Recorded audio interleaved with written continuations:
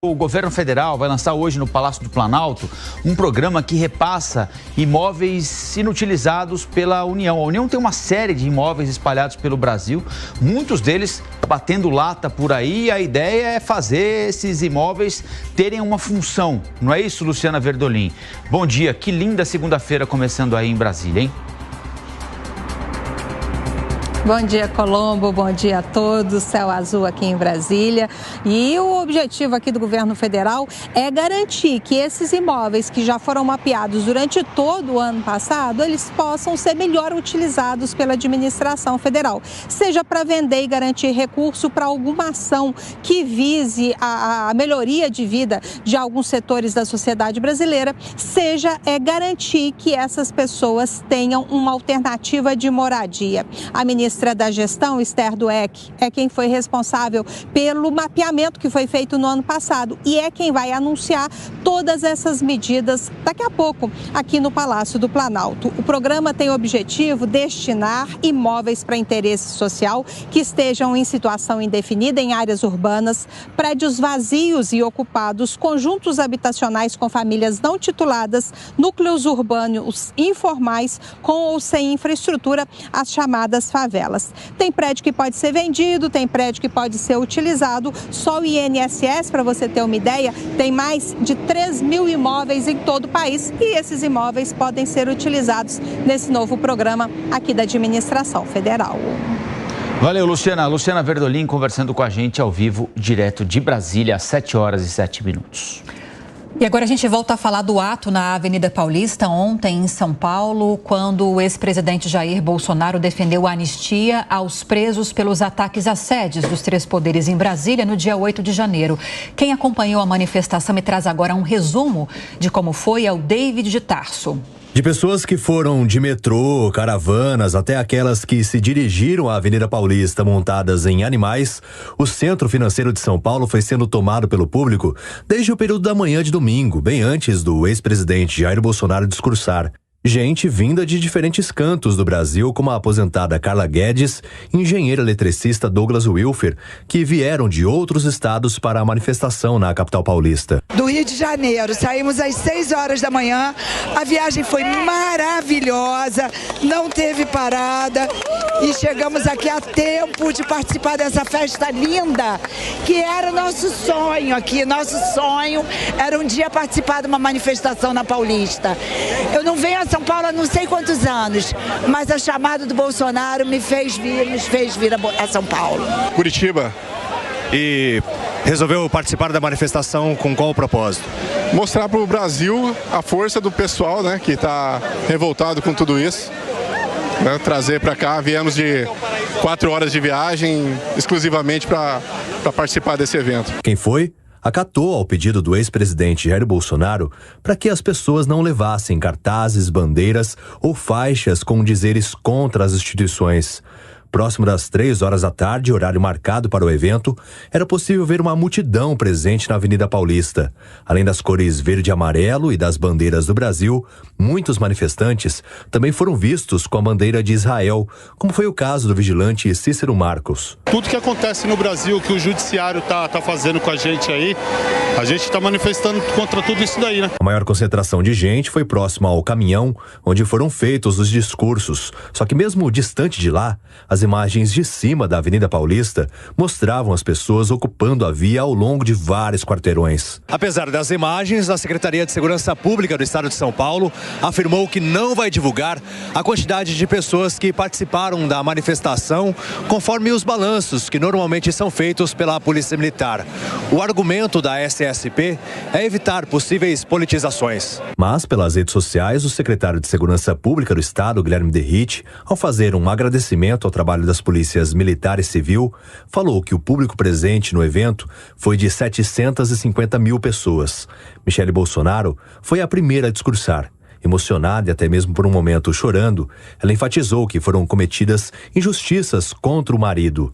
A ex-primeira-dama também destacou a dificuldade da inserção das mulheres na política. Como é difícil, deputadas, como é difícil, vereadoras, como é difícil, prefeitas, como é difícil para nós mulheres estarmos à frente da política. O assassinato de reputação, ele é diário, mas algo muito maior e muito mais forte nos move para que a gente continue lutando pela nossa nação. No palanque também estavam o prefeito da capital paulista, Ricardo Nunes, além dos governadores Romeu Zema, de Minas Gerais, e Ronaldo Caiado, de Goiás. Mas eles não discursaram, diferentemente do governador de São Paulo, Tarcísio de Freitas, que ressaltou a celebração do verde e amarelo e ao Estado Democrático de Direito. Tarcísio também falou sobre a gratidão que ele tem por Jair Bolsonaro. Minha gente, quem eu era? Não era ninguém.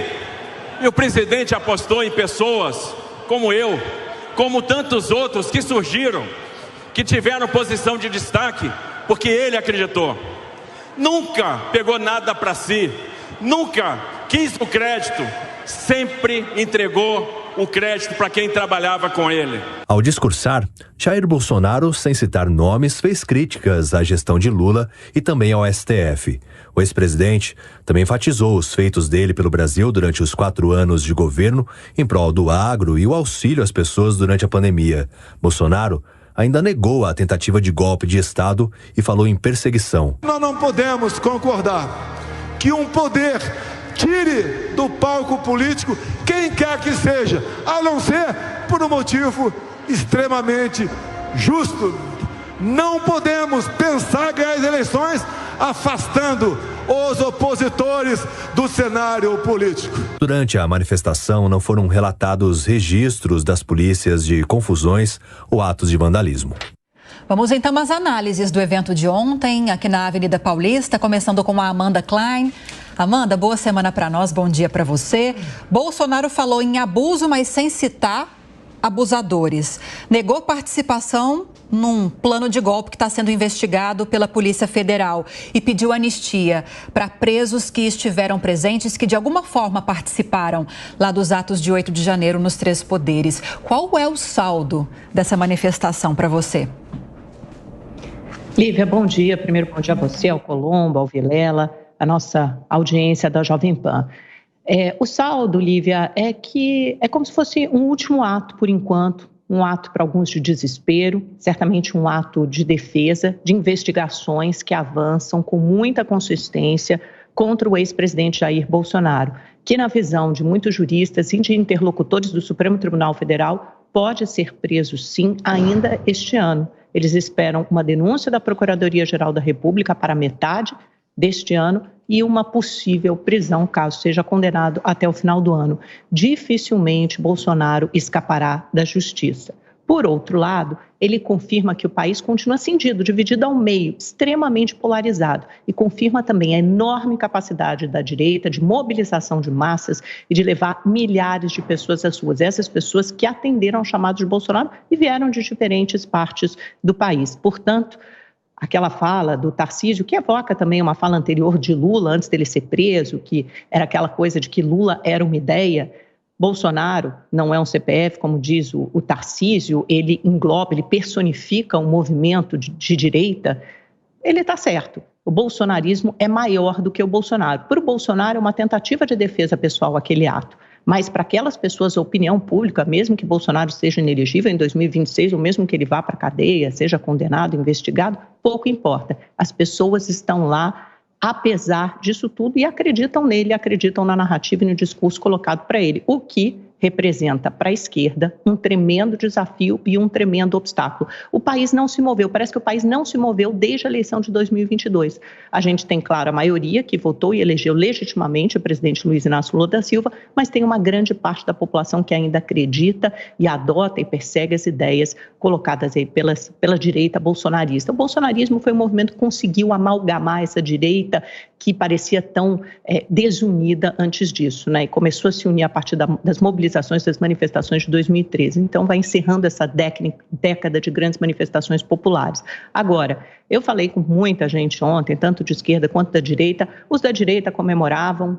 a presença maciça de pessoas e disseram que, inclusive, aquilo era uma forma de reunificar a direita que andava muito desunida politicamente. Já a esquerda, pessoas muito próximas ao presidente Lula, chamaram a atenção para o cuidado de não fazer com que isso significasse uma reversão da narrativa, que segundo eles já é aceita pela sociedade, das provas contundentes de que houve sim uma tentativa de golpe em 8 de janeiro, que isso teria sido encabeçado pelo ex-presidente Jair Bolsonaro. Então você tem dois discursos conflitantes aí sobre a ideia de anistia. Eu acho que Bolsonaro lança essa isca, que pode ser mordida até por vários parlamentares, inclusive ele pode ser um dos condenados, então já é uma vacina, um antídoto para o futuro, quem sabe ele e seus líderes políticos mais próximos podem ser anistiados. Mas quando ele fala principalmente daquela minuta do golpe, dizendo que aquilo é constitucional, vendendo a ideia de que o estado de sítio é constitucional, dois problemas aí. Primeiro, a Polícia Federal viu nisso uma confissão de que ele sabia sim da existência da minuta de golpe e de que tentou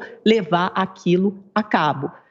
E o segundo ponto é o seguinte: como é que você vai pedir estado de sítio, convocar estado de sítio, levar isso para o Congresso, se você nem é mais um presidente reeleito, né? Se você perdeu a eleição. É óbvio que só poderia ser colocado a cabo num contexto golpista. E tem a razão também, né, Amanda, para a convocação de estado de sítio. O presidente pareceu tentar querer constitucionalizar aquele documento que foi encontrado no escritório dele na sede do PL, né?